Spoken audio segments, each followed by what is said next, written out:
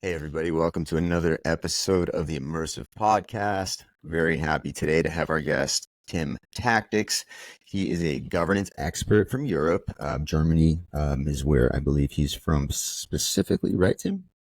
Yeah, that's Yeah, true. yeah. For decades, he's worked as a tactical advisor within, covert sectors of the government in Europe, which aims, amongst other things, to really understand the missions and strategies of, we'll say extraterrestrials or non-human entities, non-human intelligences on our planet and beyond. He's had plenty of face-to-face contacts with extraterrestrials of different races. He specifically, I know, has had a lot with the Greys, at least from what I've heard. And Tim has appeared. It's funny, we were talking about this earlier, but he's close to his 100th episode, appearing on Gaia TV as an expert on many of their different shows, particularly Cosmic Disclosure, which is their #1 show. Tim, I've seen you on there a ton, so it's cool to have you here. And of course, he also talks about his experience with, which something that I'm super passionate about, is advanced technologies that are typically hidden behind closed doors to the general public, shares insider information and things like that. He's been doing so for a decade or longer. And yeah, it's really great to have him here. And he is throwing the All Shift Happily Now conference, part of the group that's throwing the All Shift Happily Now conference in October. And we'll talk more about that. Real quick, I just want to shout out our affiliate sponsors, GFL, Galactic Federation of Light. I'm wearing one of their Merkaba t-shirts, and if you use the code Tyler33, you get a free hat with your order. And also a shout out to Unified TV. We appreciate them. The link's in the bio. There's a free trial, and there's a little discount on monthly subscription, and then the year is a little cheaper even. Tim, thank you for taking my intro there, and hope I did okay introducing you. How are you doing today?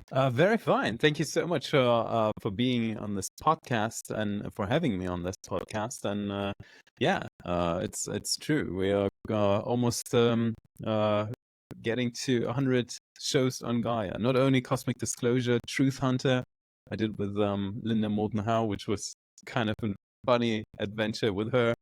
She's lovely. Yeah. Yeah, certain other stuff too. And yeah, I was mostly in two. Well, I've done some conventional stuff too, but exopolitical governance. I was in two programs. One of them involved finding out what the Greys are about, or the species that we call the Greys, and the other one was being 6, or Lebensform 6, and we looked into a very high frequential and very highly experienced life form too. Yeah, that's cool. I've of course read a lot about your and watched, personally as a fan, a colleague, or whatever, in many different fashions, your talks on the Greys. And actually, recently I saw you talking about even frog beings. Hadn't heard as much about the others, though, which actually are kind of sounding a little more like, I've been using the term extraterrestrial less and the term extra dimensional more. You think that sounds correct? Terrestrial as like just of this world. I think it's more of a. I mean, you've had much more contact than I have. Is it more of an extra dimensional thing or more of a typical understanding of extraterrestrial thing? It depends. I mean, I was in the beginning of coming forward. I was very, because that's been brought into me quite a lot. I was very on point with the definitions of all these life forms. However, this is just humans categorizing what's around us, out of us, outside of us, inside of us, or on different layers. So the universe is quite an interesting architecture, because it has all these different worlds and levels of reality and levels of beings everywhere. So some exist on a very similar plane as we as Earthlings, and they come in physical forms, and they are very comparable. Could even be, some of them could even walk on this planet and live here among us, and would have not a big issue with that. Some can only come for certain time. Some can't even penetrate the layers of realities, and some can zone in and zone out. So the universe is extremely complex in that perspective. And it's just let me add one thing, because it's funny that you were mentioning the Absolutely. frog beings, because this is like my second or third interview today, but in every one the frog They brought beings up. were mentioned. It's And interesting. the background story to that is that when I was in the program and we were doing investigating or looking into the phenomena of the grays, they were actually saying at one point, quite late in the program, was saying, "Hey Tim, you should meet these frog beings." And at that point, and I think I always point that out, it can be extremely stressful to be in these programs and having close contact and doing all that stuff. So I wasn't I didn't want to meet them at that time, even though I was offered that. The second time it came up, I was in the USA, and I was meeting with some people from the US military, and they brought it up in that conversation. I was saying, hey, that's kind of interesting, because that's the second time that I hear about these frog people, because I've been asked actually to be on a project with them. And after they had a phone call and came back to me and said, like, Tim, tonight we actually got permission. We want you to come to the base and we want you to make contact with them. That was the second time that I actually rejected that offer, because ultimately at that time I had a business meeting at the very same time. I had to prioritize things. That's quite So the I had to experience. say no. Yeah, it's kind of interesting. So that was like my second time, and again, it just came up in one of the other interviews, and that person was saying, "Hey, Clifford Stone, do you know Clifford Stone?" And I was like, "I'm not quite sure, but I think he's on Gaia too." And he said, I saw "Yes, that interview, and I I didn't had know an who interview Clifford with Stone Clifford was Stone." either. He brought up like lots and lots of ET stuff, and he said. He told me Oh, this one yeah. story that Clifford Stone was brought to I think it was Vietnam. So in the middle of the Vietnam War, he was a veteran at that time. And they were out there investigating a crash site, and they found a UFO. And in the very moment when he pushed or leaned against the wall of that UFO, he fell into it. And he was reporting meeting these frog beings that were Oh, then in contact with the US military. So it's the third time they come up today, actually. so that was So during the Vietnam War. it's very interesting that you're It mentioning them. is. That's something that it's. I think that's cool that you told me that that's been brought up to you multiple times today. Because yeah, I mean, I've done my fair bit of research, and not something that I've really read or heard or even has came to me really much at all. Yeah, same thing kind of has been popping up lately. And that's another thing that I find interesting is, of course, a lot of us, at least in circles, in the disclosure circles and such, we know about potential treaties with governments and certain presidents at certain times with extraterrestrials. I think we tend to think of grays when most people do. I mean, I do. That's kind of where my brain goes. So I try to be open minded, and of course, I'll ask a question.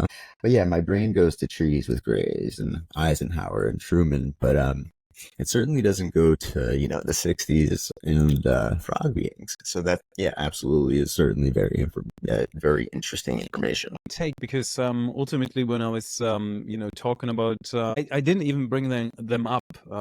They were brought up by these military US people, and they seem to be in very very close. There is some exchange and certain programs where ET species and ET intelligences directly either are being commissioned or volunteered to negotiate or help certain groups on this planet.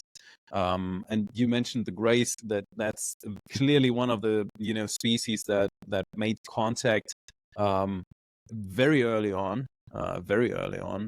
with mostly all Seems like you know military.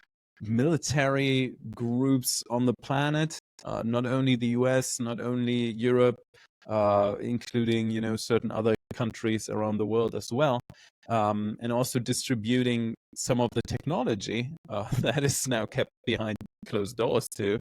Um, but ultimately, and the crash in Roswell, it's kind of funny because you know what today is? This is the It's the yeah, it's anniversary. Yeah. the International UFO Day, and actually UFO day, the day baby. where the crash in Corona, New Mexico. It's actually called the Corona crash in Right. Yeah, file. everybody says Roswell, but it was technically Yeah. Corona. It's New in Mexico. the district of Roswell or anything. So it was today. And guess what? If you go back, if this was 1947, right now, just a few weeks from now, the CIA would have been Been founded out of formed. nothing. The Why? Because OSS. people, the U.S. military was like, oh my goodness, what is that situation that we are looking at right now? We need an agency that takes care of only about this, of this. So that is where the CIA came from. Yeah, that's interesting to hear someone like you say and explain so well because, of course, I've read and I know that there was the Office of Strategic Services and in the Army branch of the Air Force, which around that time were both kind of rapidly turned into the Air Force and into the CIA very quickly. And then we had, DOD, NSA, all sorts of other three-letter agencies pop up. And, of course, it was always under the guise of, and still is, under the guise of surveillance and, international surveillance and protection and intelligence gathering, etc. Which, of course, I mean, extraterrestrials would fall under intelligence gathering to me. I mean, that just makes sense. I mean, I often think that, like, human beings as a masses, I think, might actually be a little bit more ready for contact than we get credit for. Sometimes I think that, and then I'm like, I'll go to a concert or something, and I change my mind. I'm just joking, but I think a lot. I think even compared to especially like 1947 or in the 60s when Clifford Stone was looking at crashes before anybody was. I think I mean, at least now more than ever, the general public is a lot more willing to accept something like a true Star Trek or Star Wars type of existence, which you may or may not know to be true, but I suspect Yeah, yeah, yeah, is yeah. a little more I what's going on. Yeah.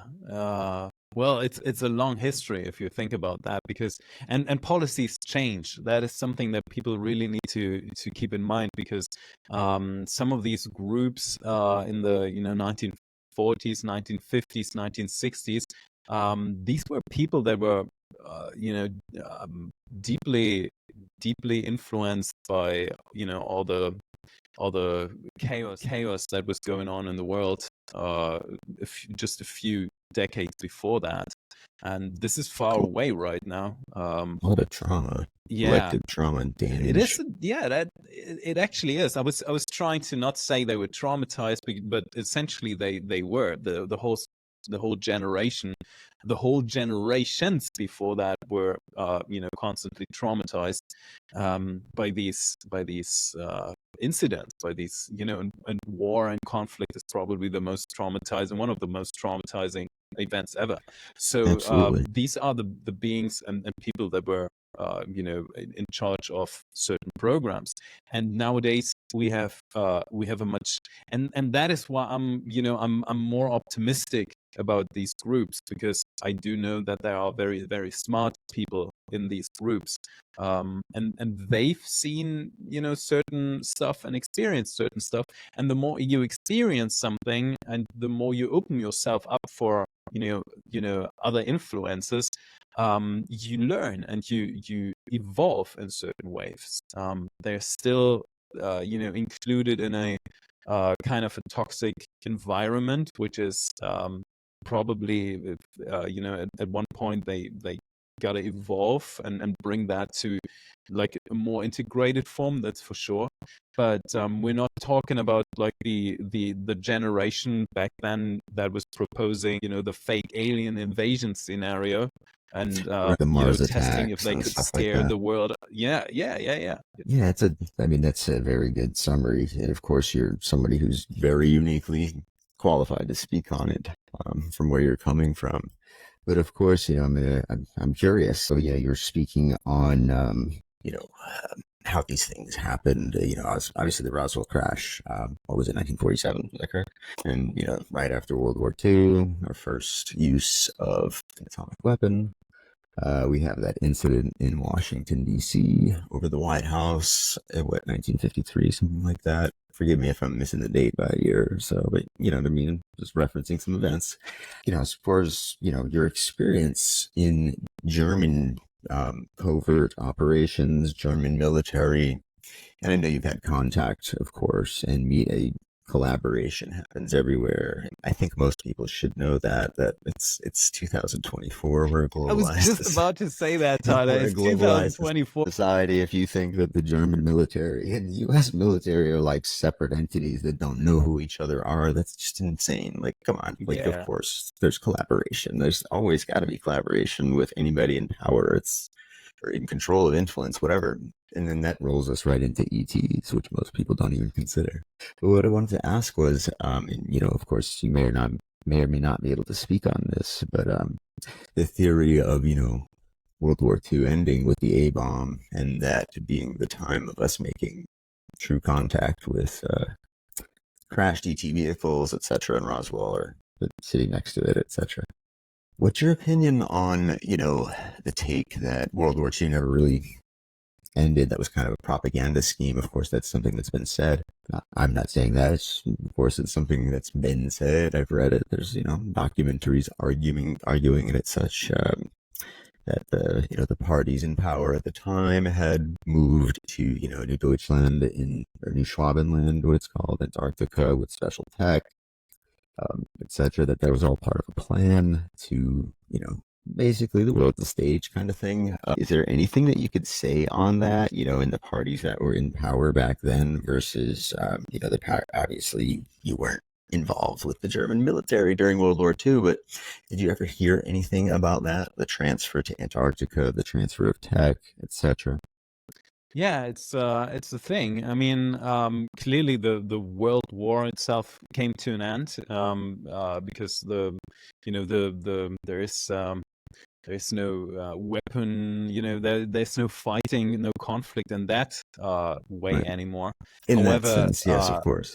yeah, but I mean, the world is still very much dealing with the issues and the trauma that has been, that was brought, was created through that time. So, and I think, I mean, we could very much structure that and go into the history and what actually happened. But just if you think about how crazy it is that this, first of all, this traumatizing event happened, this traumatizing conflict that had generations and generations of humans, that has influenced them on a very deep level. And then something else happened, which is basically, certain influences being brought to the US, for example. So when you mentioning the atomic bomb, it is very clear that Germany was the one who was looking into the nuclear bomb, Of and they were course. at that time, they were shipping lots and lots of stuff in certain submarines, U-boats, down south, and one of these submarines was actually captured. One of them. Many were not. Many were not. But Of one of them was course. captured, and the lieutenant who was in charge of that U-boat. He was very resistant in telling any one of these intelligence people what they actually wanted to do. So the first theory was at that time they wanted to ship that nuclear bomb over to Japan because Japan was still fighting in 1945.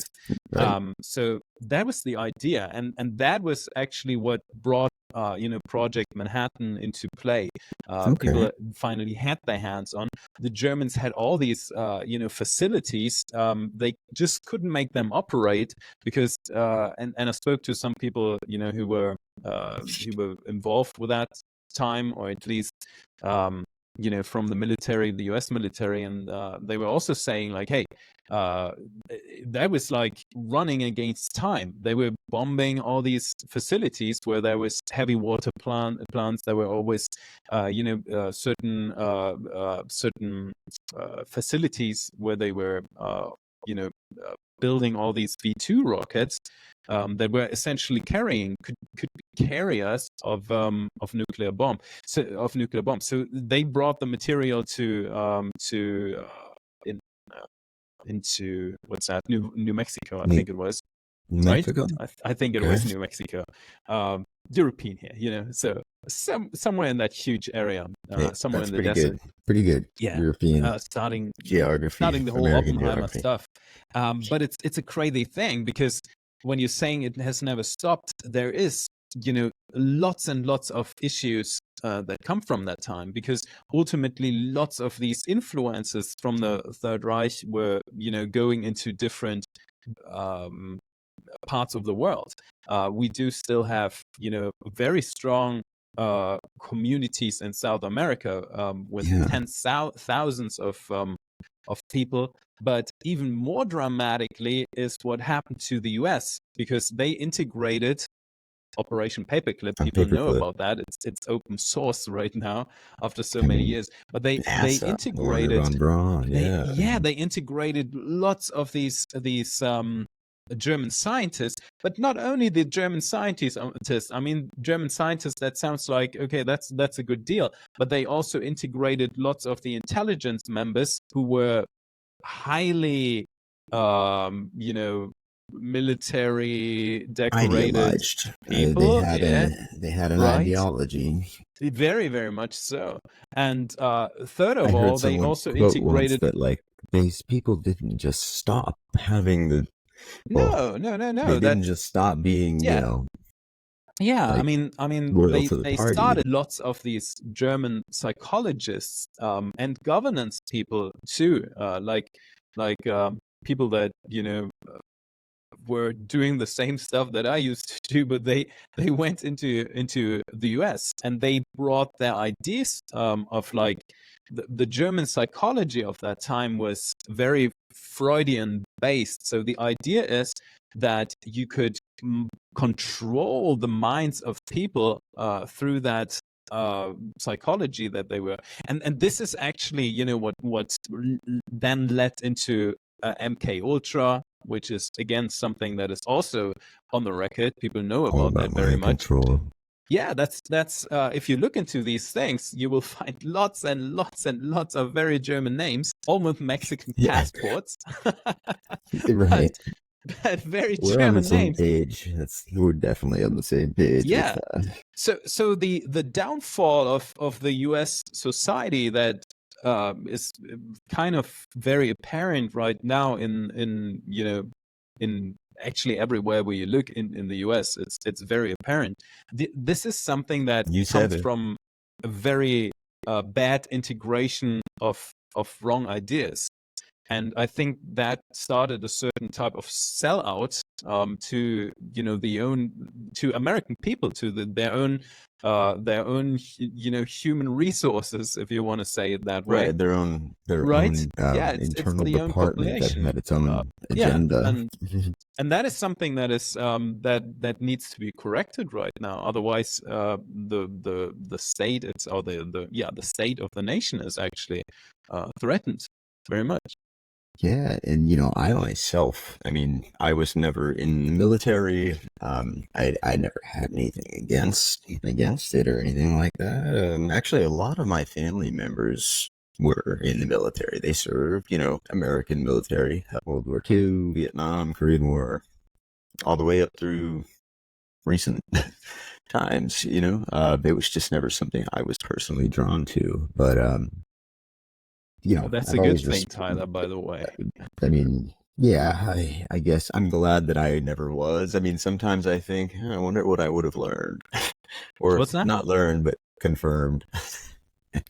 Yeah, you know, I don't know. I mean, clearly, I'm being, I have a different cultural background because what happened in Germany and the lessons that at least two German generations, three German generations or so, they what they took away from that incident was actually for quite some decades something where people were looking into and saying like, okay, we need to learn from these mistakes, and we need to put our civilization onto a much more peaceful foundation. And that is something for example, I went to law school, so I studied German law and the constitution and so on. And the constitution in Germany is clearly, from the comparison to every other country, it's very new. It just happened in the 1950 or right? 1940, That's relatively new. Yeah, right. absolutely.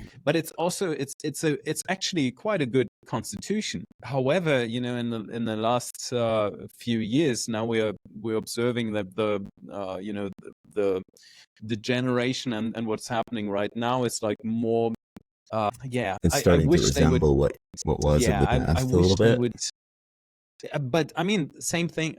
Oh, there you are. Same thing with the founding fathers of the U.S. If you look into what they set up and their ideas and pursuit of happiness, a concept that I very much resonate with. So Of they course, had ideas, and they were trying to learn from what's going on in Europe at that time, with the French and different absolutely. other groups, and try to bring all these ideas into a better concept in the so-called New World. But is that still the foundation on which America, or the United States, are built upon? I don't think so. I don't think so. I agree with you. Yeah, I would agree with you. Absolutely. And yeah, we seem to have gotten off track a little bit in some way. It's hard to say I don't exactly think so. how. I think we just we did a good job, I think. Or yeah, I mean, things are written, things happen as they should. I mean, it. I guess you could argue it's all a result of choices, all a result of a plan, and most people don't consider that there are other forces at work besides just ourselves. I mean, I only in the past few years have really started to see proof and have understanding of the fact that my consciousness can influence my thoughts, and not just in a manner of having a positive mindset yields positive results more times than not, but in the sense of quantum physics, and in the sense of literally creating reality and manifesting reality. I've really truly come to understand that in a profound way. My other understanding of it is, of course, that there's things that I can't consciously manifest and change because, for example, let's take the passing of time. That's something that we use as humans to just govern our lives, to kind of, so we can meet at the same time on the computer and make it places on time and everything. And I've used that as an example. Like, the passing of time example is kind of could be argued as an idea that is just a collective consciousness idea something that's so ingrained in every human that it's not something that one person is ever going to change. So we all agree in the passage of time. And of course, there's relativity and things like that, but there are those certain universal quote unquote truths that seem to be universal truths and laws. But to me, I've started to think of them as they've just become so universally accepted that there's no way to change that via observer effect unless there's some sort of critical mass change. And of course, that leads you down a bunch of other rabbit holes and think, wait, what if that was like with everything, with suppressed tech, with benevolent ETs controlling things, with bad actors within the governments who have relationships with ETs and things like that. And I guess your expertise is with the Greys, but I just, July 2nd, 2024. Yeah, Which I extraterrestrial think that race? is like a very relevant point that you just made, because if you look into quantum science and the advanced projects that I was working on, we were looking into that very much. So every one of us has these different types of fields around us. It's these toroidal fields and these different overmapping fields that every one of us has. We have electromagnetic fields. We do have, all types of these things. One of them is a reality field. So each one of us lives in his or her own reality bubble. And Little there are bubbles universe. that are overlapping each other. So what you're describing, that you can change your reality, yes, we as observers, we are directly connected in the stream, to the stream of reality, and we can change, modulate, transform the stream of reality, especially when we learn these techniques. And I'm very keen on teaching that to people. And very much, and that is the reason why we do this big All Shift Happening Now conference in October, is there, when you bring people together, when you bring them together, then these overlapping reality fields create a cohesive, bigger field. And again, I hope to see you in October too, Tyler. I think I know we talked about that, but Yeah. when we integrate that, when we have more people and we bring these overlapping cohesive fields, they just form this new field. And this new field can have new rules, can It's a have physical, and just take that in, real physical applications, because these reality fields are overlaying.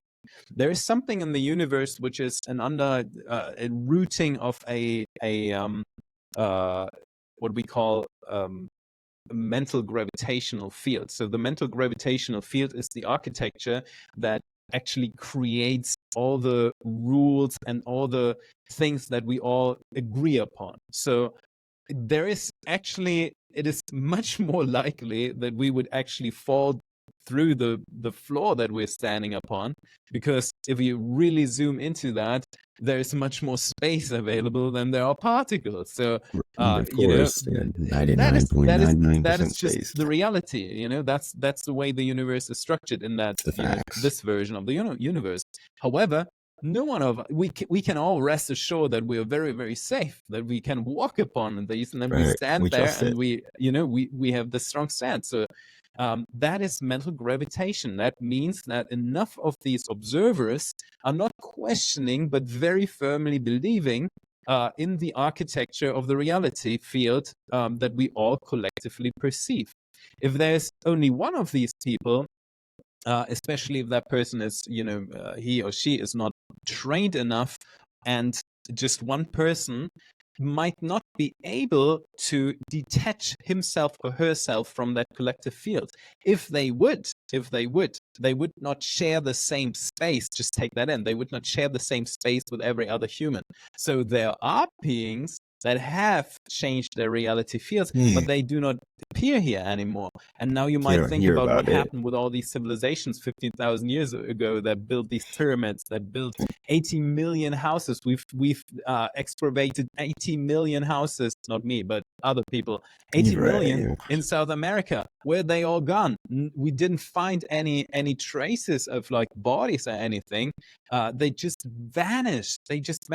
So that is the way how ETs, for example, zoom in and zoom out from the shared reality field that we all experience, because they do know these rules. But at certain points, either randomly or because there's a person that shows the probability effects, these worlds, these veils, these bubbles can overlap. The veil is very thin, and then transition can happen.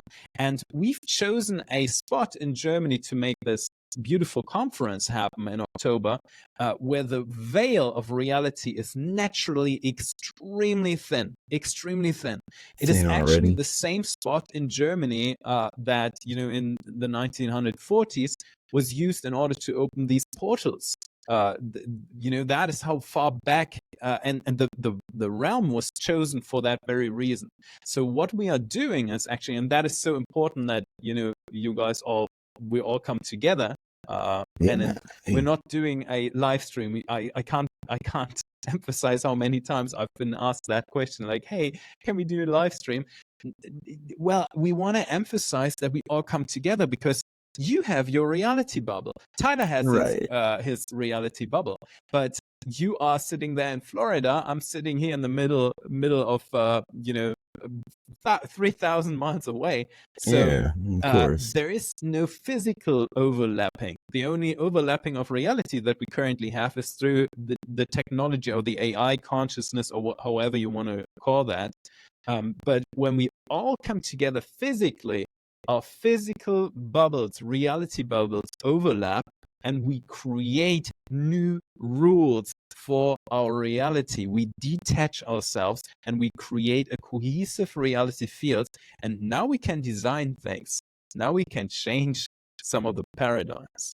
So that's really, I mean, sounds like to me the idea of, a collective consciousness and a tipping point of sorts, a critical mass of sorts, where at a certain point, things can happen, the rules can change, etc. And that's really refreshing to hear from, well, for anyone really, but that's just really refreshing to hear confirmed as a belief, because that's what I hope. That's what I hope to see, is that humanity as a whole, Homo sapiens sapien, that we find what we're seeking for, that, seeking for, who the heck are we? And I suspect that's being hidden from most of us, and we just want to know the answer. And I think we're close to being ready, and I'd love to see that question be answered and handled with grace, and Yeah, but see I mean, it's society far upgrade. more than that, because ultimately, no one in the universe wants to be in a miserable place. No Of one. We course. want to. That is the ultimate reason why we even exist, is because at one point we were this designer of the universe, and we were saying like, hey, we want to have companionship. We want to have communication, and we want to find a stabilized home, a home where we can live in, where we can create, where we can experience ourselves. And now we've dealt far too long with that situation where duality, where people were scared by their own mirrors looking into each other, and that needs to be overcome. We need to come out of that lose-lose situation that the earth experienced. I'm not talking about the planet herself. I'm talking about the experience, the systematic experience The, that's been set the up. Earth So School, so to when speak. people look into these freaking politics and all that kind of crap. I'm sorry. I actually worked in that field far too long, so excuse my Yeah, I think you're frustration. fine But when to people say look that. into that and think like, oh, these are the two choices that they have. No, that's not true. That's not true, and that's not even including RFJ. It's Right. telling you, you as the observer of your reality, you have the freaking Choice. the full universe of decisions to make and to create. If you don't do it, it's gonna just flow down the river, and others might take decisions for you. So I Right. really encourage everyone to come together with us, and let's find new paradigms. Let's emphasize the power of the mass, and multiplicate that, and bring new paradigms and new laws and new structures into our reality that guarantee that we have the foundation for a holistic society. We want to grow in a good soil, because then we can grow a society that sparks the joy of life inside of us. I can't tell you how many times I got frustrated around the Earth experience and said, like, my goodness, this is not how it's meant to be. I wouldn't. This is a motivating thought, for me. I'd love to be retired, and I'd love to paint just oil paintings, and be surrounded with friends and stuff. And here Right. I am, working for us and setting up this stuff, because I really do want a planetary home base. I want a home base where we can actually grow and where we can evolve together, all together. Exactly. It sounds cliche, but I mean, cliches are cliches for a reason. We're all in it together. High tides, all boats rise. all shift happily now. I mean, yeah, that's what it's all about. We don't Yeah. want the select few to essay. There's something holding you, and I feel the same way from just giving up and having a life of leisure. That that pulls us to want to help others. That pulls us to want to do things that are altruistic, etc. That might be valuable spiritual experiences for others. And in your own case, sharing your actual real world experiences, Yeah. both in, the real world realm of like geopolitics and what I would say most people still are not 100% aware of is It's growing. geopolitical It's and growing very much. I just saw like this extraterrestrial interview relation. where Yeah. what's his name, Jake Paul or something. He was asking Donald Trump, and Trump was saying, yeah, it's real. He was That's saying. right. So people talk about these things, but I think it's a very clever move what the certain ET intelligences have done for like the last 70 years by just showing themselves to the least integrated and most problematic groups on the planet, which typically are the certain military forces, because they are designed to be destructive. They're That's the ultimate operating at a design low of, frequency. Yeah. that's just reality.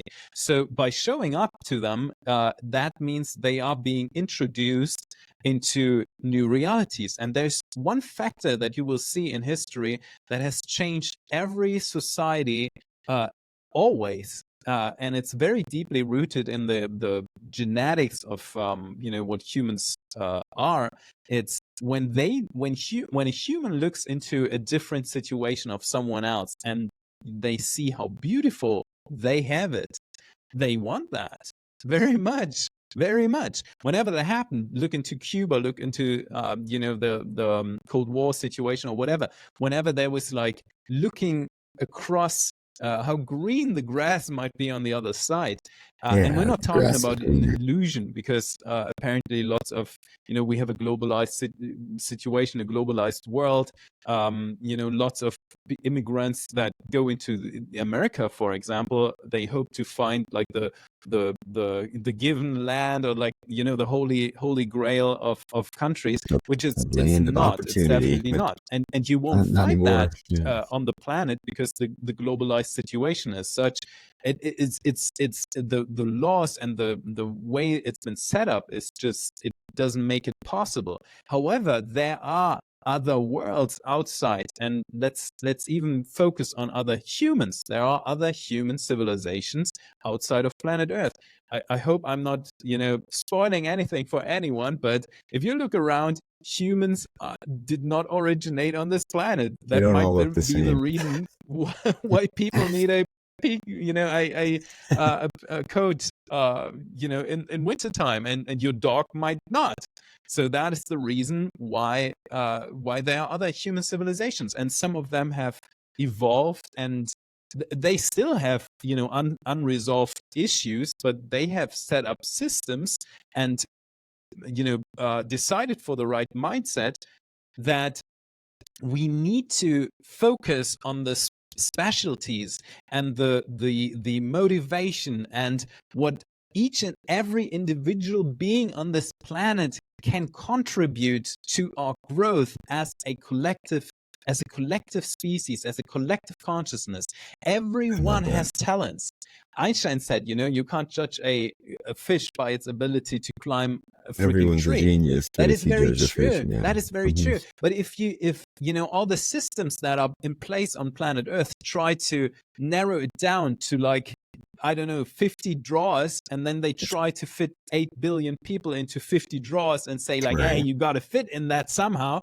And if you don't, then you're crazy. Yeah, it's not revealing the true potential and beauty and spark of life that I've seen in so many humans whenever when they are in the zone of enjoying life and doing something for hours and hours and hours, doing incredible things.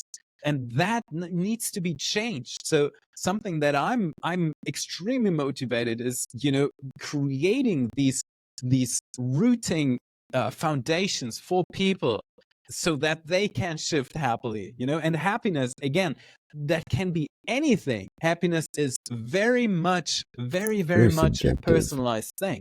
But we want people to at least have the chances, the opportunities to grow their happiness, because individuals growing happiness means we are collectively growing happiness. Very, very well said. I often say the same thing, yeah, along the same lines, that it's like, it just one person at a time. People are at different levels. More and more people that join into that quote unquote collective. And, I believe that every human soul, and maybe more, I don't know, but human souls, I think that we're a part of a collective. I think there are those that just don't know it and maybe don't think about it very often. I know but there was a time where I never thought about what are my thoughts conscious? What are my conscious thoughts, consequences to the collective? It wasn't something I thought about. Now I do kind of think of things like that. Now that might sound a little weird to some people, but to me, that's really just saying like, what's the what's the right thing to do? What's the best way to be to achieve the net result that we all want? It's quite simple. Your Yeah, consciousness alone, right? It can be the reason why we do have so many people on this planet who care and integrate some of these truths, and they clearly learn all these things, learn them and integrate them into your life, and then create your own life in the most happy fashion and way possible, because you ultimately holding a space, we are holding individual happy realities that we can open up, that we can share, and that we can multiply through that. So just two funny examples. When I was in Colorado, and Colorado has been developed into that project marijuana state of the US, yeah, which is, it's it's super kind of. funny to observe that. And they have I integrated, imagine, especially as a well, they German did a too. great job to integrate cannabis, because what I've seen in Colorado is, ever since that cannabis industry grew, the whole state also blossomed in many, many ways. People are much more into that spiritual behavior. They connected more with nature, and created very interesting industries around that. So when Yeah, I came back from that, I felt I felt that vibration still on me. I felt like I was like almost like a tea bag who was like dropped into that water and then brought back to Europe. And I could feel for 2 weeks, when I was in back in Germany, I could feel myself vibrate. And I said to someone at that time, I said, I have a feeling, I think we just brought back this idea of how to integrate cannabis, and we just brought that back to Germany. And it was a weird idea, but I very firmly believed that in that very moment. And I said, like, I think 1 year from now, I think Germany is going to legalize marijuana. And guess what? 1 year from that moment, Germany became the very first country now that in the EU. fully liberated recreational marijuana. And Germany is the most overregulated and most square nation on this planet. I made the Yeah, German I went through the German experience. I know it's true. It's very true. And now there yeah, are I all wouldn't these have thought people that. opening up their minds with cannabis. Me, as someone who's like in the field of governance, I'm always looking into social structures. I'm very interested in that. I Of want to course. see what's happening with Germany now that they liberated cannabis. I want to see if they, dive into new types of music, new types of consciousness, new types of connecting with Yeah, people, absolutely. celebrating life, being more relaxed. I want to see that. That plant, for example, is a very, very sacred uh, plant, I and it, happen to agree. changed a lot. Think about the It's 70s. in a Think about the sacred peace way. movement. Absolutely.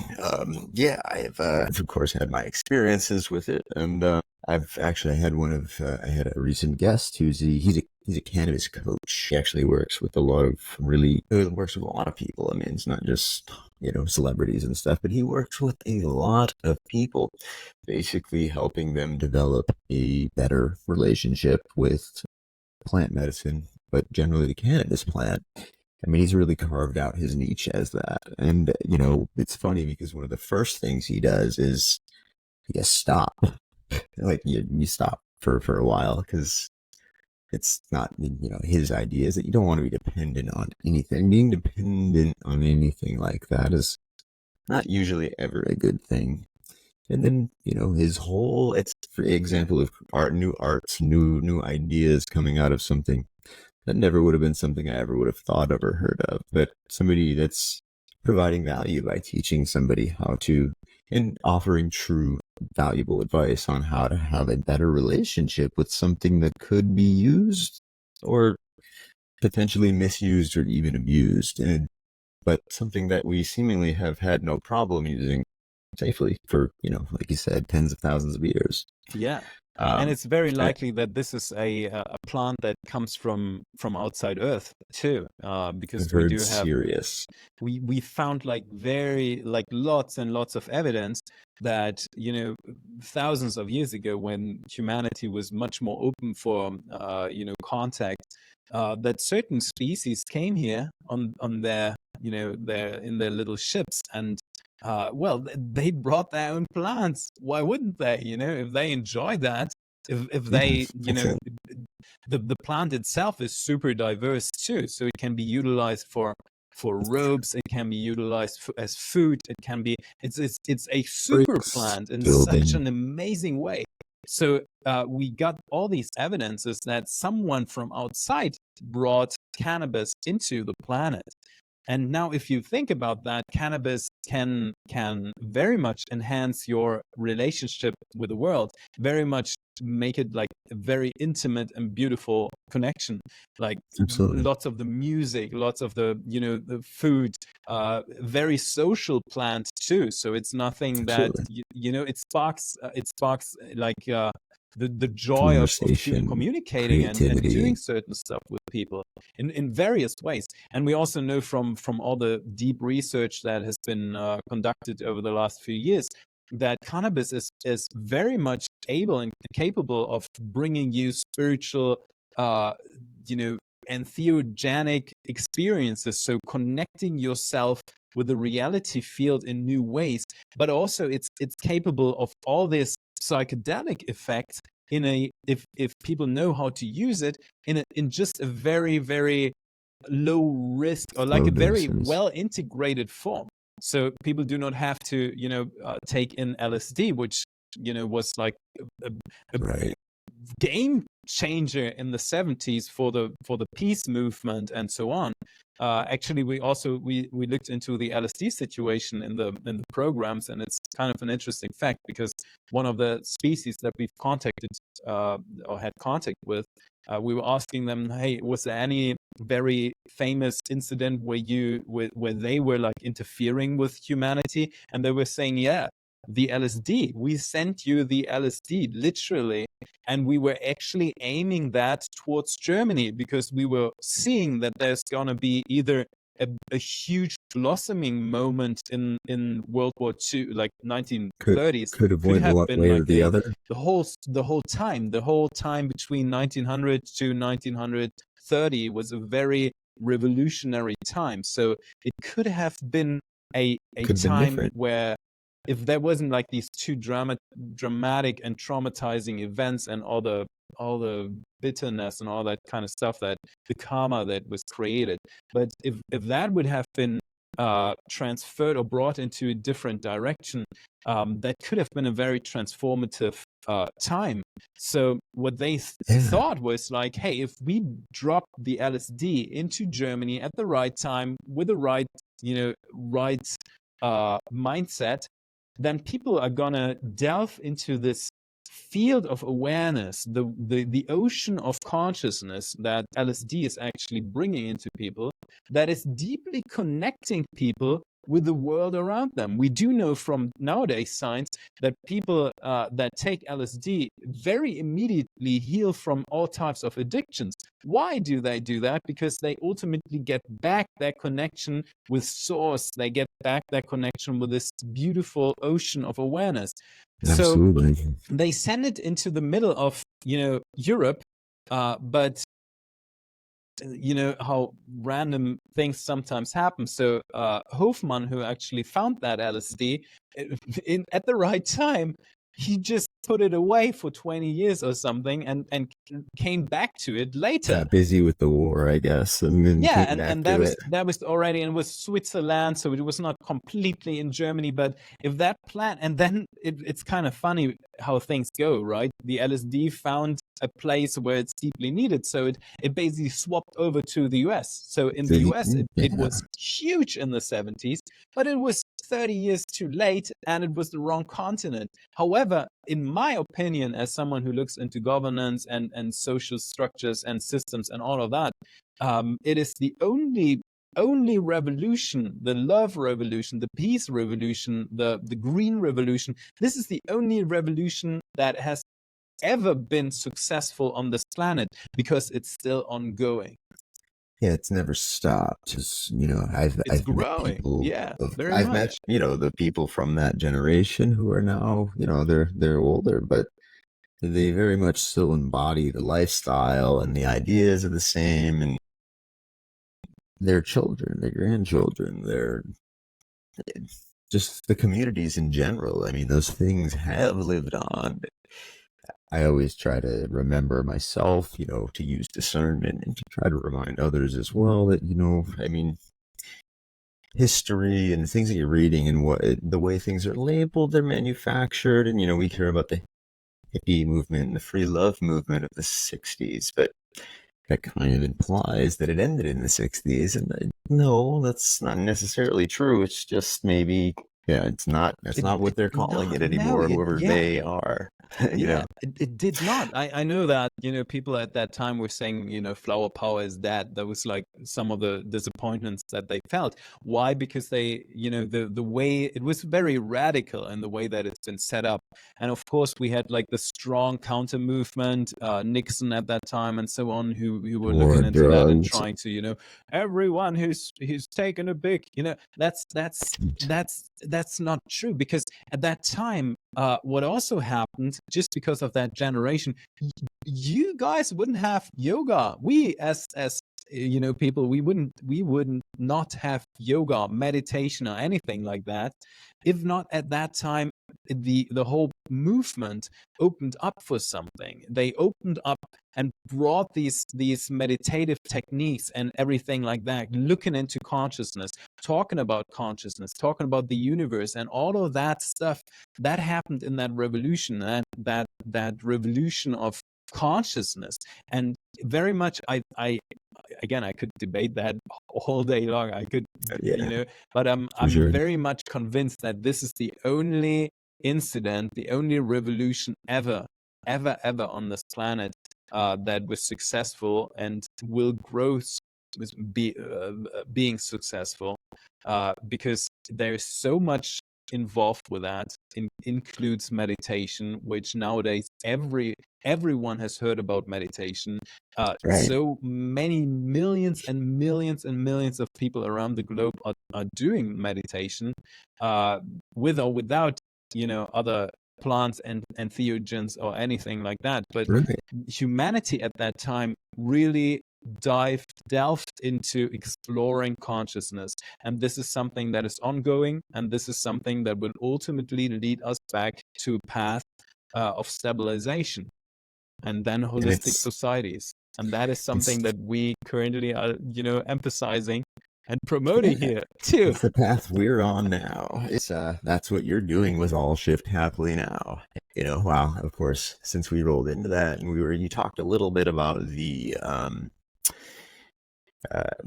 LSD being meant for Germany, and some of this earlier you had mentioned some of the the special properties of that area in Germany, and that being why people had chosen that area, German officials and such, to do certain things, psychic things, etc. Back during the 30s and 40s. So during the All Shift Happily Now conference, which, by the way, guys, if you haven't gathered yet or seen a post by either of us or anything, the All Shift Happily Now conference is in October. It's in Germany. It's a 6-day event, or 7-day event. It's Tim Tactics here. Sarah Breskman Cosme, she was on the show last week. Kedrick Olson and Sarah Zula, and it's basic. It says it on the website, but I actually thought this myself even before I read it. It's kind of a spiritual theme park, so to speak. It's at a 10,000-year-old ashram in the forest in Germany. Is that correct? Yeah, we actually partnered up with the biggest yoga ashram outside of India, and it's Very cool. not a coincidence that they actually situated themselves at that spot. I don't think they consciously made that choice. I don't know, but apparently they are doing pujas, which are clearing ceremonies for like 25 years at that spot. And Germany right now, and Central Europe especially, is on the verge of becoming something new. There is again this potential of moving something into the right direction, and I want to emphasize that, and the responsibility that each one of us have.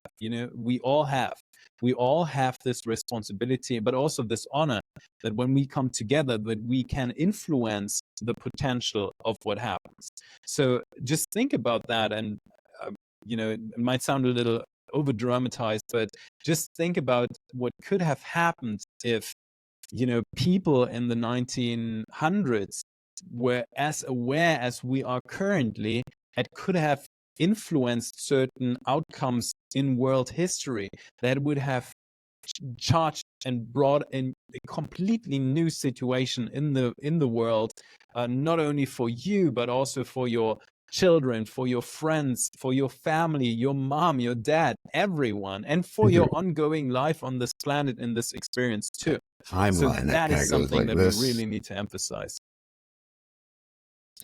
Yeah, the butterfly effect. I mean, I think, of course, with timelines and things like that, it's kind of like, a cone that opens. The further you go down, further you go out in time, the likelihood of the timeline being the same that you're sitting in right here in this very moment are less and less likely, because there's just more probability for change and more thoughts and intents and just anything else you could possibly think of going on. It's a fantastic conference. The only thing that I'm currently trying to to communicate is how much stuff we're actually packing into these 6 days. Yeah, That is something that's that great. yeah, because that is ultimately I want this experience to be as beautiful and charging and giving back for each and every one. So there's something for everyone in that conference.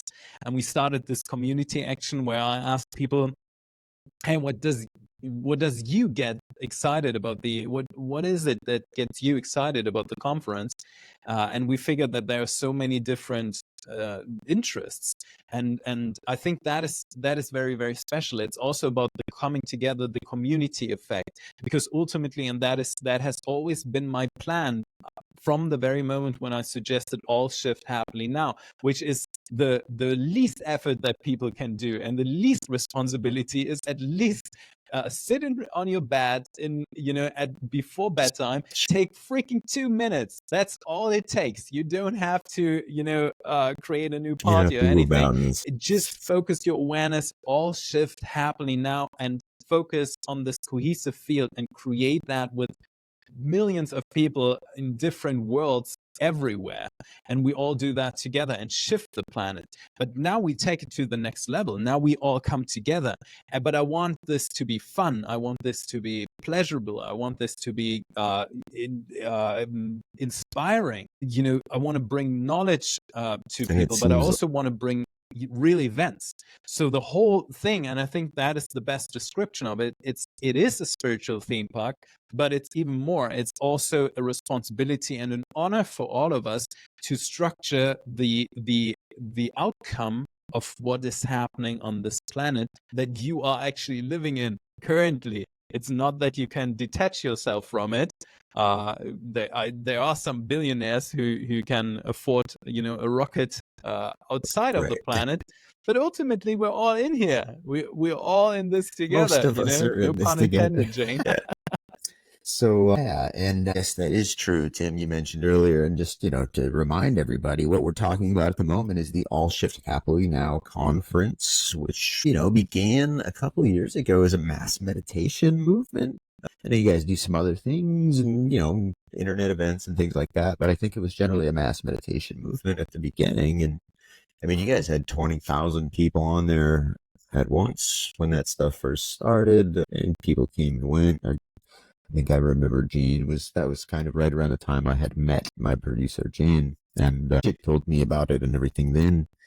But, that feels like forever ago. Time flies, but it's amazing to see where you guys are at now. And just the way you guys have put together the team and everything like that, as far as, who's going to be there. And you said you want to bring as much to the experience as possible.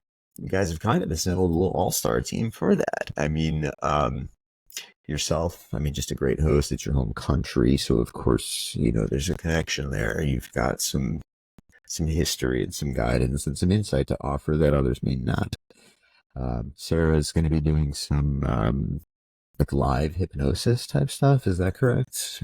Which is absolutely incredible. Actually, Sarah's books sit on my backdrop.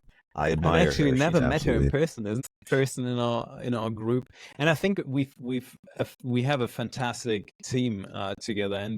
And we're doing that only for about 600 days. But I think we have like a fantastic core group of people with very distinctive and very masterful skills, and also friends. They're like yeah, super good became chemistry. so much, such a group of friends to me too. But we got this shadow worker, which is Kadich Olsen with a long beard. It's super cool to have him because he knows Hope to have him on the show soon. yeah, One of you guys that he's haven't come oh, on that's yet, cool. so. So he's taking care of all the shadowy stuff that we have a safe transition. He takes care, and he spent his life into looking into the shadows of the universe, and The we do know that supernatural and this is a things, part right? of it. Paranormal. It's just something that happens in duality, that these things need to be integrated. We do have Sarah Zula, and she's a masterful healer in her own rights. We got She does. and that is very needed, Yes. because ultimately over the Earth experience has left its impact on everyone. It would be disillusional to say it's not the case. It is the case. We need some type of washing. We do have Sarah Brexman Cosme, who you just mentioned, and she's a masterful hypnotist. And hypnosis can bring you in a very gentle way into a different consciousness perception. Hypnosis can open you up for certain, your higher self, your higher perception and higher wisdom very effectively. I'm very grateful that I can contribute to that with all the wisdom that I've collected and all the experience that I've collected, but also with this, with my formal training of, steering and leading, societal parts. So what we're doing is something that we are actually creating a new basis for a new soil for this plant of ours to grow, so that we can all become and be happy. Something that the pursuit of happiness, that is just something that we reactivate here, and I'm super happy about that. And then we have this expanded circle of All Shift happening now, of all these friends and fantastic speakers and podcasters like you, and people like Jeff Mara, or people like Ishmael Perez or like Debbie Solaris, who basically, by the way, might also join us in that conference too. So two She's times been on the Emmy show Award as well. winning Yeah. producer. He's phenomenal in his own rights. And we got all these people, and then we have this huge and beautiful community, which I count everyone in. And whenever I see people come together and they visit each other and become friends for this lifetime and beyond, whenever that happens, it sparks my heart, because I see the universe as puzzle pieces and bringing these puzzle pieces together. And whenever I can, put some of these puzzle pieces together, and I know it's a big Feels puzzle that good. we're going to do here, so I need some support of all of you here so we can do that all together. But Yeah, whenever I see that, absolutely. whenever I see people being more integrated with their reality, more happy, we have so many people that said, like, guys, this helped me so much. It helped me in my reality. It changed my life positively. And also people who said, like, I met so many friends here.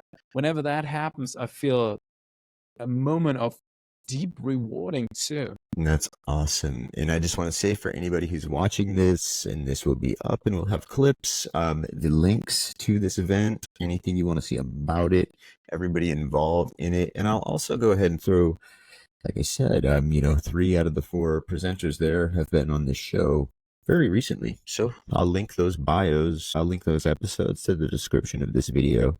But more importantly, I'm going to link the All Shift Happily Now ticket website and event calendar. And also, if there's I'll type this in the bio, but if you use the word immersive, all lowercase letters, there's a bit of a discount. The price is in euros, I believe, but it's something like $100 or something like that. A massive discount of, conversion I think, rate, but still, 100 euro. that's Yeah. It's a nice savings. Absolutely. Very good chance I will personally be there. I'm not presenting or anything. It's just, something. We're going to do some of the social media clips, which I'm very excited about. So I think that's naturally cool. I'll work a little bit in my own way, shape, and form. But yeah, I'm just happy. Yeah, like live podcasts and live interviews. That's going to be very, very cool, Tyler. I do appreciate that very much, and I think that would be really fun. Yeah, I think that's a super cool thing. Yeah, absolutely. Because ultimately, we do only have so many tickets. So once the conference hall is filled up, then we can't, sell any more tickets. But we do have like thousands of people that still want to be with us. So when we do these clips and when we do some of the social media documentation, that is at least bringing the core hearts of these people together too. The effect when we're there in the right spot at the right time with the right people exactly doing that, that is so freaking strong. So powerful. Just expect your life to change in a different direction, much better after you met all these people. When you readjusted your energy field, your reality field, when you come back with all this wisdom and the practical stuff that we're gonna do a ritual together in order to directly influence the reality field. So it's very clearly important that you're all part of that. It's super important. You don't want to miss the you don't want to miss one-of-a-kind things. You don't want to miss temporarily open portals. You don't want to miss one-of-a-kind events. That's a freaking good expression, Tyler. That makes so much sense. Yeah. If you have the lifetime's chance to go through a portal that is being offered to you, don't sit at home and watch it. Think about it. Go freaking go. Yeah. So a couple questions I've heard you say. And by the way, guys, so the All Shift Happily Now conference is actually, I'm pretty involved in the quote unquote spiritual community, and there's events all over the place. But as far as value goes, time, just value, general, who's going to be there, what the itinerary is, absolutely incredible value for what you get. Of course, check out the website for pricing. I don't want to be the guy doing currency conversions on live stream, but it's a very reasonable price. It's an event where it's like, again, I said it's a whole week in a very beautiful spot. This isn't a 2-day event. It's almost a week. It's almost a six week, yeah, 6 days, 6 and it days. includes the stay too. That's It and includes the the food. stay, So and yeah, the yeah, yeah. yeah. I saw the So food and water and tea and like that's a lot of events do not include that kind of stuff. You know, yeah, that's it's not crazy. always the case. So it's Yeah, yeah. really genuinely like if you're ever looking for something like that to do, I highly encourage it. And I know I've heard you say I know Kedrick's going to be doing some seances and things like that. He's pretty tapped into uh, the other side of the veil, the paranormal. Some may say that Yeah. you know, and I've actually had people ask me this: is that something that anybody should be afraid of? Is that something that he has under control? What kind of spirits is Kedrick looking to contact in the forest there in Germany?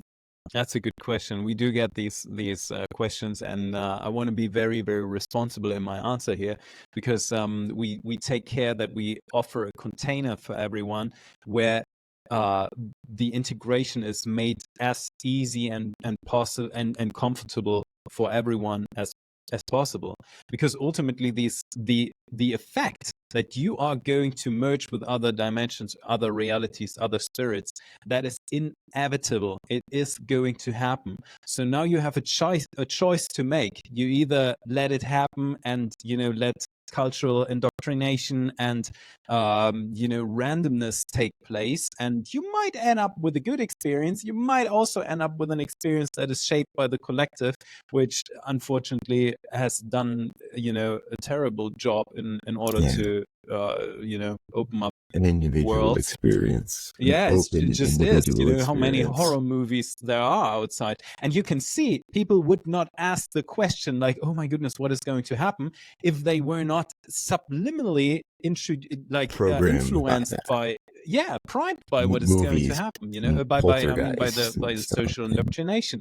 That is just the case. So you can ask yourself, do you want that part of the reality speak through you? Because at one point it is inevitable for your life that you cross these borders. It is going to happen. That is 100% sure. In the very moment when you're born onto this planet, you are going to cross that border at one point or another. It is 100% sure. So now it's the question, do you want all these fear and all this subliminal fear, create your experience?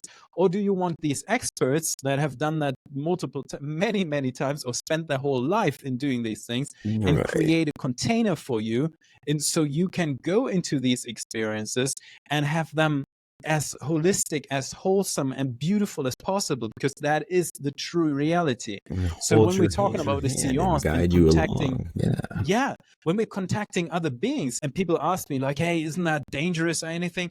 Well, if you Could just be. Wrong join. people. Yeah, I brought this the other day in another interview. I brought this example. If you go to certain web services that offer you a chat opportunity where your webcam is just randomly connected to another webcam, well, chances are pretty high that you you end up in a Something might situation that, happen. yeah, Right. that might be a little traumatizing, I guess. But Discernment. if you use your webcam in order to connect yourself with uh, beautiful souls, with nice souls, and have fantastic moments, there's nothing to be afraid of. Yeah, it's funny. I'm actually, yeah, well, I'll say it. My partner and I we're in a separation right now, but she's one of those people who always walks up and puts a post-it on the webcam, or like I use a little bit nicer of a cam and it has a cover, and if I don't shut it, we're just taking some time we're living apart right at the moment. We're doing separate things. So my life partner and I are not living together right now, but yeah, I'm used to having things done like the second I move away from my computer, boom, shut the camera down kind of thing. And I think about stuff like that too, but she was just always on top of that, like, really, really about like, nah, those cameras need to be off. That phone can't be listening. No Alexa's in the house, all that stuff. And I Well, used to be yeah. that way too, paranoid of the government, but then I started doing like CE5s and things like that, and they started to work, and I'm like, if somebody's listening, they're listening. Yeah, I mean, I hate to spoil that for everyone, but the universe is open source. That is just because it's just one life form. You know, we are just one It's consciousness. universal being. How would you hide something away from yourself, from ourselves? That's just not possible. The only thing that you can do is restructure and rearrange things, and that is where we are experts. That is where we can contribute and offer you a service and say like, okay, if you might not want to, jump into the unknown, well, we can create you for you an experience, and that's why I call it a theme park, because you're It's set an safely experience. into that seat. You get a nice, and you get the perfect experience for yourself.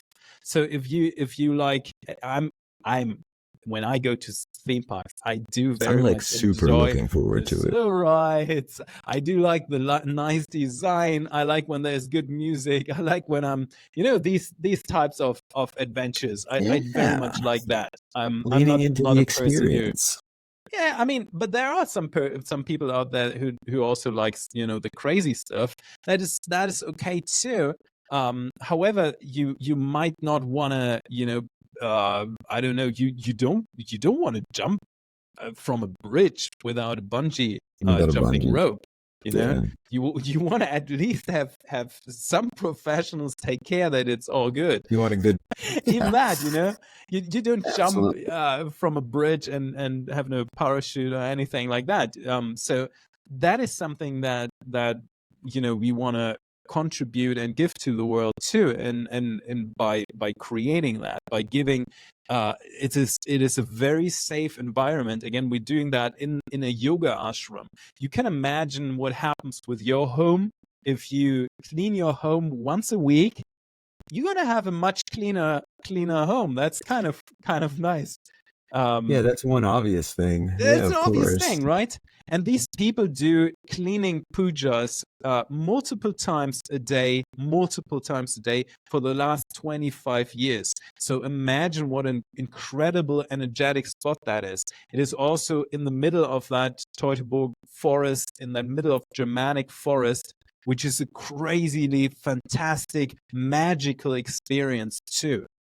Just especially to know that, the history that, the lore, the history that may or may not have went on there. I mean, it's pretty incredible. And not that I'm like praising the Third Reich or anything. It's just, it's paranormal. It's, to me, it's an opportunity for transmutation. It's a huge theme in my life right now. And I mean, transmutation, I mean, unless you've read Napoleon Hill's Thinking, Get Rich a bunch of times, chapter 11, if I'm remembering correctly, Yeah, transmutation is and is a you're also fancy word helping for Germany. That's something taking. that needs to be taken into consideration as well. All the fun, and we're gonna. I'm gonna make sure that we're gonna have the best time and a Well, lot of if I'm fun, there, we're right? not gonna have not no fun. We gotta have No, fun. we're Let's gonna have a go. lot of fun, 100%. We even have like a comedy club, and we're gonna make Yeah, people that's right. laugh and take life lightheartedly, but also responsibly. There is a responsibility that all the people here that we have, and ultimately you can't just get around it, because something within you has made sure that you are with your feet inside of this reality plane, so you Mhm. want to take care of that. It's not that you can close your door and say like, ah, that's not my deal. Well, you're inside of it. Something You're inside of your there. soul has made you be here, so you better take care of that home. And Germany, again, it has the probability right now to change. We brought up cannabis and certain other stuff. That this is happening in Germany right now shows Those are that the examples. Yeah. plant, yeah, it's been pulled into that energetically in order to change something. So we are not the first ones to do this. We are just supporting the movement as an All Shift Happening Now community. We are going there as like, I don't know, I don't know, like an operational group or anything. We're on a I mission there too. Yeah, It, it's a you know, mission. I love it. yeah. It's a mission. It's a calling. It's a spreading. It's a Christians spread the gospel. It's a spreading. It's a duty. It's an honor. It's all amazing. I've heard, of course, now, you've even mentioned that, of course, channeling entities, channeling ETs. I did hear, and I don't know if it was on a clip or something. Yeah, I don't heard it somewhere. It's probably a clip or an interview on YouTube or something where I heard you mention reptilians being at the conference. Also, I heard something mentioned about being in the seventh, experiencing the seventh dimension at the conference. And then I threw something into my own, being that you have had so much contact with the Greys, which, by the way, for those, a lot of you probably are audiences who I'm speaking to. The Greys, for those who aren't familiar with the different ET races, the Greys is probably the one that you're thinking of when you think of an extraterrestrial.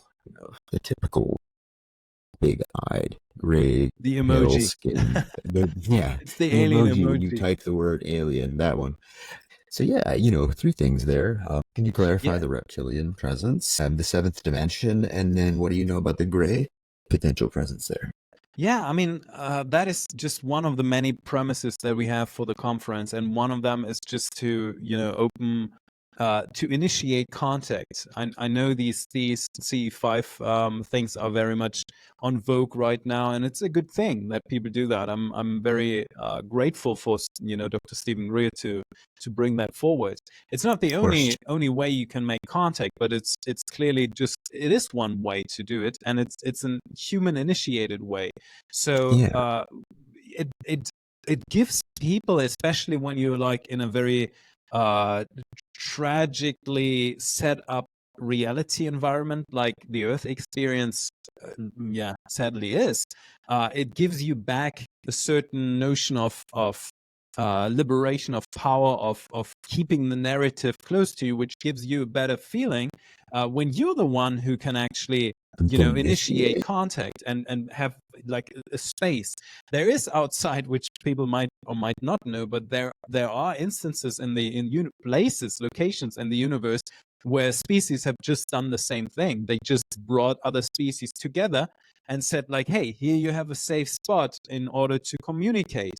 That we do not come with any expectations or any uh, grumpy feelings or anything. We just come here in order to exchange consciousness and exchange experiences in life. And so the one thing that the Big All Shift Happening Now conference is doing is that we tell this one story. We have a consecutive lineup where we start with introducing these other worlds to other people so that they know, okay, we are connected and we have other worlds, and the veil in that location is extremely thin, so it's like a meeting point where we take you all. So Yeah, and what we so want to people are do a is little more susceptible to the information and the yeah, energy. it's very, yeah, for sure. And Very cool. it's a very safe and very uh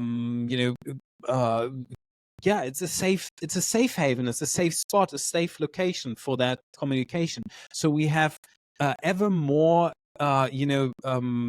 increasing more intensive experiences that are consecutively following. So we Of start with course. opening up and realizing that there are these worlds, and by worlds I mean go outside into your garden. Go, that is something that the space Germanic tribes have done very much. They have looked into the plant world, they have looked into the trees, they have looked, if you take a magnifying glass and you just look into one square centimeter, it was square inch or whatever you want to call it, of your garden, you're gonna find a A freaking whole a ecosystem in whole there. universe of beings Whole that you might have universe. never ever acknowledged that they are there, but they are there. Absolutely. They're living with you. So bringing people into that awareness, that is step one, and then consecutively we're going to make more and more contact up to a point where people can directly talk to some of these species. We do have the contact seance where we open up and we want to make contact with being six, which was one of the life forms that I was deeply involved with in these programs. Okay. Beautiful life form, a beautiful, loving life form. like the most Culture, passive love that you can ever experience. well-being Just culture, yeah. fantastic. Okay. And it changes something within you. It when you're mentioning reptiles, I want to make that very clear, because there are reptiles in the universe that are socially very unacceptable because their behavior is not okay. It's Right. not the right behavior that get them into friendship modes or anything. But it would be wrong to say that every reptile being in the universe is Even a bad person. That would be like judging someone by their nation by and their skin color their or their history or anything. nationality. Yeah. Yeah. And as I've heard someone it who's termed exo-racism, where yeah, it's like we're just extrapolating racism speciesism. off Yeah, the planet. yeah, absolutely. So we've done these tests all together in Italy, which is a retreat that I'm doing. It's a very intimate spot because I can only bring 15, 20 people or so, but I very much take care of them personally in person and bring them to a new and higher level of consciousness. And what we were doing is we were testing some of the stuff too. We were testing some of the contact scenarios, and we had two species talking to us through these rituals. It is a fantastic experience. It changes your life. When I experienced that for the very first time in my life, it changed my life forever. Wow. I do remember my dad. He's still, and he but he was very busy, but he can clearly remember when I experienced some of these things, because he could see how much that influenced me in my perception of reality. And I can promise you, when you experience that, it's gonna spark something new inside of you. It sparks a new perspective of life that you might have never ever had in your life, that you do not have in your life, because this is a very unique situation, and it changes the course of your lifetime to the better forever, ever, knowing that you have these connections to other beings that look towards you, that support you when you ask them, when you invite them. And we're going to do that. So we actually made contact with a reptile species that was contacting us and was saying, like, hey, they were tired, sick and tired, so to speak, by getting all these negative Having a bad associations. reputation. Yeah, negative associations just because Okay. of that, and because they said, like, they focus very much, for example, on comedy. They very much focus on laughter. They have these interesting takes where they have these dances together, where they actually showed us or described what they're Interesting. doing. They stomp their feet like almost in river dance, which is a hilarious idea. And at that moment when I heard that, I thought, like, yeah, that's probably the way that I've never thought about, but that is the But way it how makes a sense. reptile dances. Yeah. That makes sense. They stomp their feet, have their arms, Awesome. and they do that thing. They That do makes a lot they of do the sense, and reptile dance. that shows that there are these beings, these species, these other forms of what we are. We are not so much separate from anything. We are Right. the one creator being. We are the source of everything. We have different pathways and taking different decisions, and we want to make sure that we do the right decisions from now on. But there is something that is very exotic and yet very similar to these experiences, and that opens up your heart, that opens up your life experience. It gets you into a completely new reality. I can promise you that. Yeah. And I could say for a fact that Tim has probably had more contact than I have, and it's probably been a little more intimate. But I can say, and people have heard my story, and I've spoken on this. A huge part of my life, a huge thing that changed my life was I was always a meditator and things like that. And I've said this before, so I don't want to keep repeating it. But when it just happened to be Stephen Greer's method of CE5, that's what I found first. I have done other methods of attempting contact, both in group and by myself, and that those 20-minute meditations, going from that to either a 20-minute meditation and a CE5, or a 20-minute meditation in a trance state, which resulted in a real CE5, which some have been via, seeing, a craft or something, and some have been, and you may be able to confirm this a little bit, but they've been like quite literally telepathic conscious contact. And I've heard that's how the Greys communicate. I mean, it's mostly just telepathy. It's all through consciousness. There's no need for speaking per se. You can communicate how you think and feel and what you want, telepathically. And that, I know that it sounds, it might sound strange to some, but that was my first contact experience. I mean, there was no proof of it. It was just, I had proof of it. I knew what I was experiencing in my mind, and I hadn't done a whole lot besides typical meditation with a few tweaks. Is that pretty typical as far as, Greys, that understanding that they tend to communicate via just through quanta, through thought, rather than, language? Is language kind of an outdated concept as in regards to the other life forms that we share this galaxy with?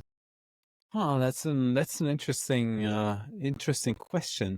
I mean, conscious communication is a very, first of all, direct way, and second of all, it overcomes certain barriers, which is great. It all comes down to the physics that there is a routing in just everything is everywhere at all times in one space. So there's like just this so-called one point field, and if you That's send a real. message through that one point field, it's almost the same concept that we have in quantum physics with entanglements.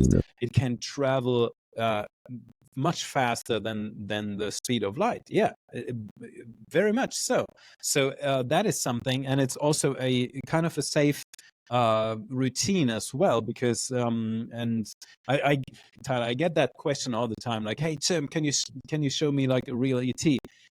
Thing about that is, when you and I've been You in got that one with you? situation, You can bring him on, sure. yeah, when you see these things, there is impact on your reality field. There's impact on your nervous system. Your nervous system, usually human nervous systems, are not made to meet ET I'm species. not used to That is an that. intense experience. It's not that you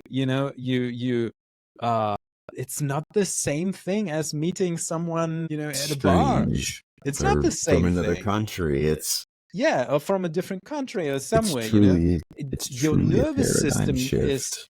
yeah, very much in charge of how your body is going to react. Your vibratory field. So every one of us has a vibratory field where all these particles of us are aligned.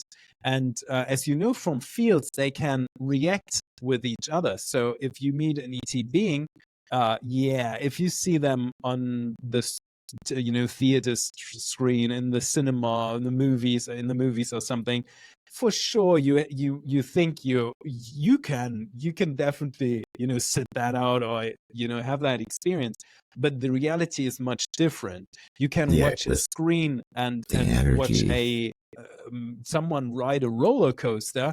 However, the excitement level that you might have while being on the roller coaster, for your nervous system, for your brain, for your body, there You don't might be feel the completely G-force. different level. So Absolutely.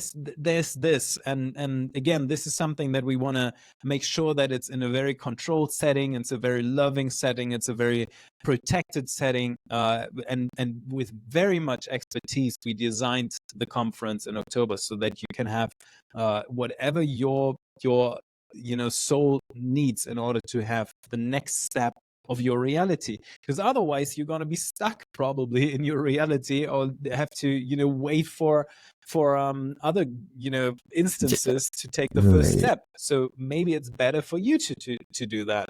And I if you're asking if conventional, like vocalized language is outdated, that's an interesting take. I'm not sure if I would be that strong on that take. I guess something that needs to be looked into is, first of all, and that has been completely forgotten in human language and the way people speak. They do not consciously use language anymore. They just, bubble. They very much just Right. bubble. We kind of just grunt at each other in somewhat sophisticated sounds. If you triangulate something like an informational stream, and language is just converting informations into from the sender into the receiver. It's a fantastic, almost not almost, it is magic what happens, that my consciousness is reaching all these people through language. It's a fantastic thing.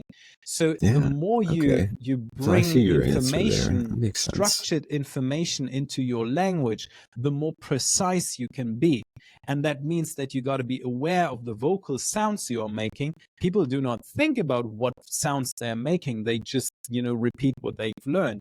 Then it's also the conscious, that's probably the root of it, the conscious choice of words, right? Casting a Verbiage. spell or something. That is how important language is. But people just talk. In Germany, we say people talk like they've grown their nose, like just randomly. So Yeah. that is just something. So take care of what you say, and then next level would be get into the understanding and knowledge why certain sounds sound like that, right? Because certain sounds resemble certain concepts and certain vibratory fields in the Chants and universe too. vibratory frequencies and That's amazing. such. And the third thing is, which is completely forgotten in the human society right now, surface society, you can enrich your language by bringing certain psionic components into your language as well. So what you say by telepathy, when you cross mix telepathy with language, with the right vocal sounds, with the right Could be both. energy too. When you have all these things, you have a concept, you have a transmitter of information that can be very enriched and beautiful, sparkling Makes sense. experience. Yeah, I mean, I guess my question was rather limited. It was like a one or the other kind of thought. But yeah, there's no reason for that type of thinking. It could be in shades of gray and many, many others. It doesn't have to be one or the other. Yeah, Yeah, I I mean, just thought it was interesting your take on that, with the typical explanation of ET telepathic communication and yeah, such. telepathy. First of all, telepathy is the thing. So whenever Of course. you've thought about someone and then suddenly you received an email or like your phone is ringing, well, that is telepathy. That is Happens all the time. part of the one creator that has sparked an impulse, and that travels much faster than the person could ever dial your phone number. That is just the truth, and It's true. everyone on this planet has experienced telepathy, even if they don't believe in it. They do have had It's these happened. moments, Yeah, thinking about grandma. In that definitely. moment, your phone is ringing, and hey, guess who is it? It's Absolutely. grandma. She got a cake for you. We've all So we've all been there. I certainly have, and yeah. yeah. If you say you haven't, you might be lying, or maybe you just don't remember. No, I I no, don't like even people who might, very strongly reject that concept, which is always a bad thing. You should not reject any concept in the universe as long as you're not very It's true, convinced that it's, harmful. If unless it's you've harmful, proven that then yeah, it's reject it very negative. much. Otherwise, if there's no reason to just say like we don't believe it. Well, you should believe in that, because telepathy can have Yeah. great advantages. For example, Mm, it overcomes the border of language. So you can with telepathy, you can talk to someone and communicate with someone who doesn't even speak your language, but they will right, get you. That's the absolutely. reason And we do it's have such a non-verbal form of communication, so important, much more important than the words that you're forming. Is the way how you form them. But if you combine verbal language and telepathy and certain other instances and techniques, you can create a language that is very enriched and can be a very profound and beautiful experience. Yeah, that's interesting. That's something I've been thinking on a little bit lately. Is like well, paying attention to is my verbiage and being careful to not use, of course, just negative verbiage. And if the chance to use a more positive version of something, and or just a less, it's not even a positive or negative. It's just being careful about what I say. Yeah, Manifestation important. goes both ways. Yeah. You could We had, for one. example, I this believe one could absolutely manifest negatively by mistake. we had this other species before we in Italy when we were doing these test runs, which again was a fantastic experience, and I'm glad we can do that again. But the Pre first Homo experience we sapiens had, sapien. we had a species coming through that was communicating with us from a what we call level 4 consciousness realm. So they transcended. They did not have any bodies in that world. They were Light they were bodies. yeah, hovering through their experience. They were telling us they're observing us on a what they called a television screen. However, the more we communicated with them, we actually figured out that this is something that they use that telepathy and their psionic waves in that reality to even open up.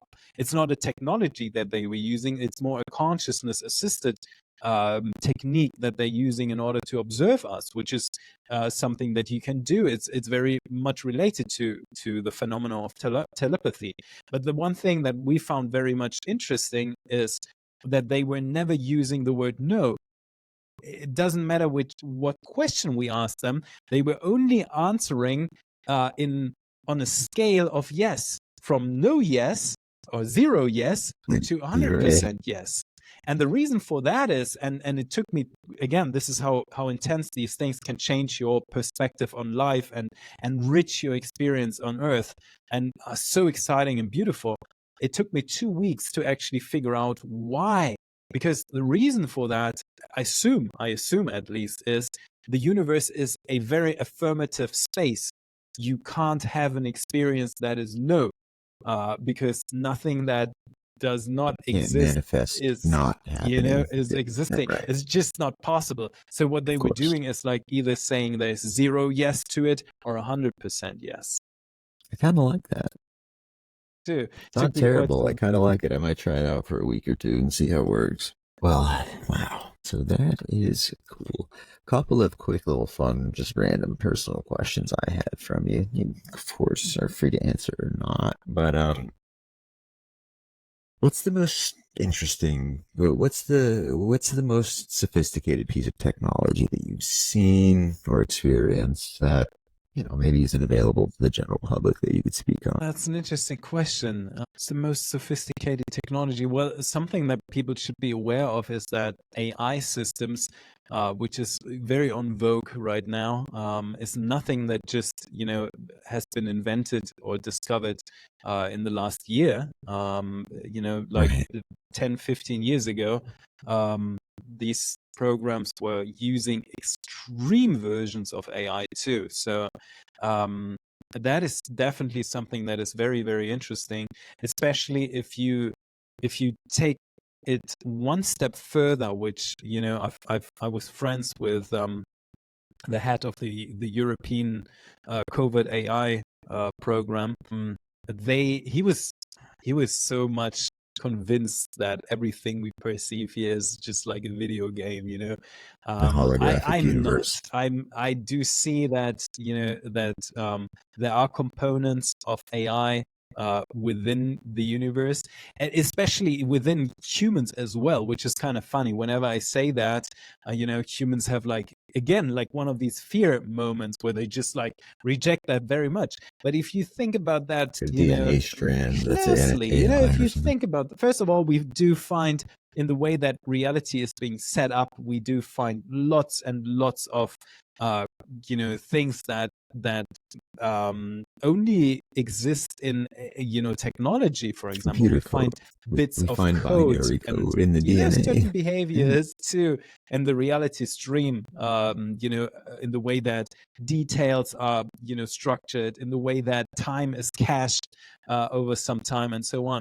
But something that you should keep in mind too, whenever you're thinking about AI systems, your brain, there is electromagnetic impulses in your body that regulate what's going on in your brain. That's the reason why you can even from the outside, you can even introduce electromagnetic impulses and they will react. There are chemical components inside of your brain that also shape your experience. The reason why, we talked a lot about cannabis, but the reason why it's happening, why it's working is, for example, cannabinoids are The whole within the endocannabinoid mother milk. system. Yeah, of People, course. Yeah. babies are fed that. Why? Because theory has it that the cannabinoids are helping babies getting the munchies basically, and starting to I've develop, heard worse. going over to eating food. So there are these components. There is chemical components inside of your body. There are electromagnetic components, but there are also software components, because certain structures in your body are behaving the way they are behaving because they are following a certain program. Following a So code. all of that is there. There is certain, the universe, if one of the most controversial things that I've ever said, and it's very interesting and almost funny to see how people get react to that, is saying that God is partially AI.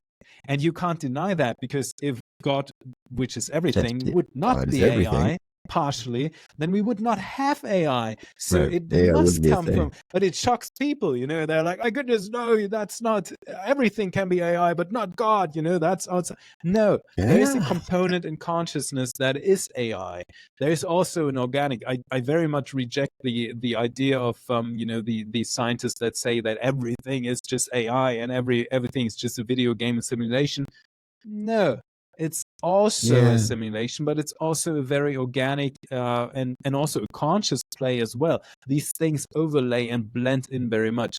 But something that is very, very interesting and effective is, when you think about the AI, the computer, the technology being involved in your own reality, well, that gives you an interface that makes it possible to just pull up a console, type in whatever you want, and the AI would structure certain components of your reality Yeah. and, You're for right. example, materialize something or create something And you're for you. creating So it that is a real technology time. that I find that is, well, very, very interesting.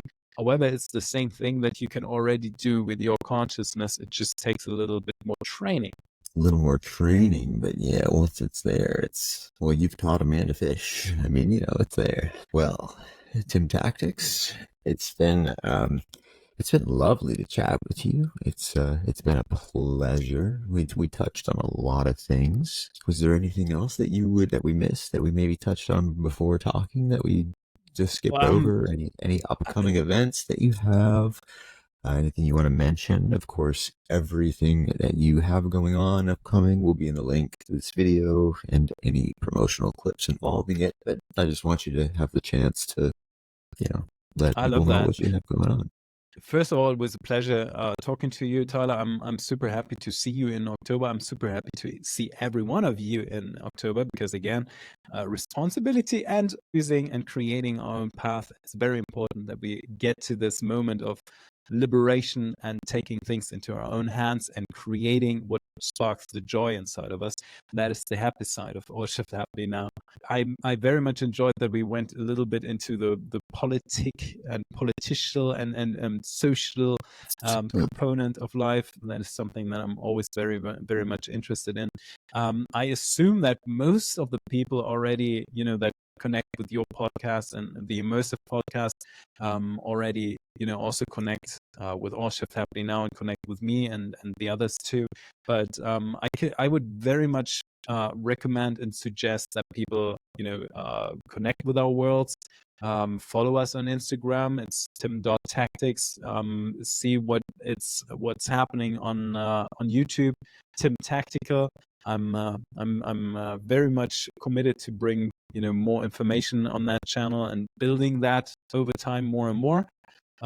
We do have the Shifter podcast where I'm also talking to lots of people. So that is incredibly important. Get yourself connected. Is that the one with you and watch you some and more Sarah? of the immersive podcast, because apparently you got pretty cool guests too, which I'm a part of now, which makes me very happy. Cool guests And like Tim Tactics, that being said, if you only have 2 minutes and if you want to reduce that to that time, just sit on your bed every day for 1-2 minutes and just say All Shift Happening Now and concentrate.